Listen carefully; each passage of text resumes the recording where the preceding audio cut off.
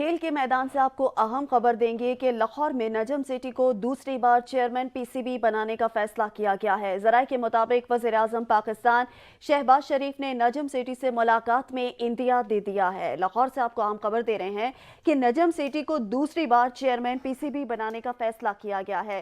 Deputy bureau chief Lahore Rana Kamran से मजीद तफसीलात जानेंगे। राना कामरान, इस मुलाकात का मजीद अहवाल बताइएगा।